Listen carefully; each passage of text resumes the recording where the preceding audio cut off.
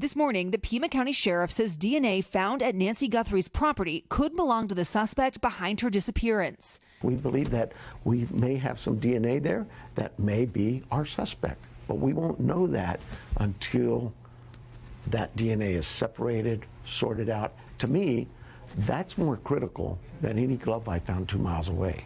Sheriff Chris Nanos says DNA analysis of that glove came up empty, no hits in the FBI database, and no match with what was found at the property. But investigators are pursuing a number of other potential angles, including what the sheriff describes as the suspect's unique-looking gun holster and new details seen in the surveillance video from Nancy's front door, like this. A ring appears to be showing through the suspect's glove. Have you noticed that the suspect may have a ring on, like something that looks like a clasped ring? I look at the same photo you look at, and I see it. I see people have circled and said, yeah, I'm going to give that to my team. They'll look at that. As the search continues, the sheriff saying he believes the suspect had a target in mind. I think this was an individual who had a target for whatever reason, and he has made it tough. But I've got some pretty tough investigators, too. It's now been more than a week since authorities released that doorbell camera video. Sheriff Nanos says Google is still working on retrieving additional footage from other Nest cameras on Nancy's property, though it's a complicated process, adding that several other private companies, including Meta and Apple, have offered help. I think a lot of that is Today Show. You know, you're in everybody's family. So they look at this and look at Savannah and go, this is us. As the community continues to rally in support, outside our affiliate, KVOA, tributes growing on the banner, which reads, "Bring her home." And we're also learning more about how investigators are canvassing gun stores. A local gun shop owner here tells NBC News that investigators showed up at his store with a list of about 24 names and photos. The sheriff didn't confirm that list, but did say they've been going around with a photo of that unique-looking gun holster, trying to see if anyone can remember or recognize someone who may have bought it. Craig. All right. Thank you so much, Liz Kreutz there in Arizona. NBC's Tom Winter joins us now, our national law enforcement and intelligence correspondent. Tom, good morning. Here we are, week 3 of the investigation. Walk us through where everything stands right now, the suspects, the evidence, all of it. Right. There's so many moving parts to this investigation because each day now things are popping up that they find, that they're looking at, and then those things are avenues that they pursue further, or there are things that are no longer an avenue to pursue. And let's take a look because we've got the ability to show you this here. So let's focus on the DNA. If you're watching us on Monday morning, you heard our skepticism about this DNA evidence, about this glove specifically, that it was found almost 2 miles from the house.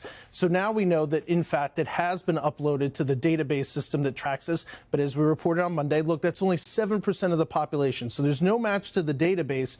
But most importantly, and the thing that we've been keying in on is, what is the tie to the house? What is the tie to the crime scene? And now we don't see that. We know that the house, they're still being processed. There were investigators that were back out there yesterday. And one of the key things about this is that there is some DNA in the house that doesn't belong to any family member, doesn't belong to Nancy. So the question is, could it belong to the suspect? 2 challenges with that. Number one, there's a mixed DNA there. So they've got to separate. They've got 2 people who have their DNA. It's kind of mixed together in this sample. They've got to separate that. And then folks are asking about the idea of genealogy. And we saw that in the Brian Kohberger case, the University of Idaho murders. But that took 6 weeks to get to that point because you've got to get that out to the genealogy companies. You've got to then map through a tree of potential DNA, if it is even in there, by the way. That's always a question. And then you've got to do some real investigative work. You remember in the Kohberger case, they actually took his trash. They actually searched the trash from the house to be able to make that match. So that's a challenge with DNA. The doorbell video still, as you talk to people involved in this case, and even people that have observed this case, that remains a critical part of this. Working with dozens of stores of Walmart, trying to track down the purchase of that backpack and perhaps the whole outfit that we see, the mask and the jacket. They're going to the gun shops, as Liz mentioned, and they're also working on this pacemaker, trying to figure out if they can get a signal.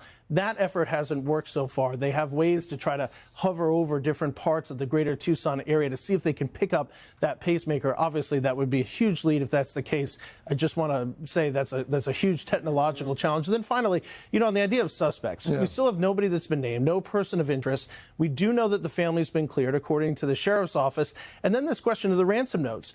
You look at the ransom notes in this case and you say, one, they're either tied to it. We don't have a definitive answer on that.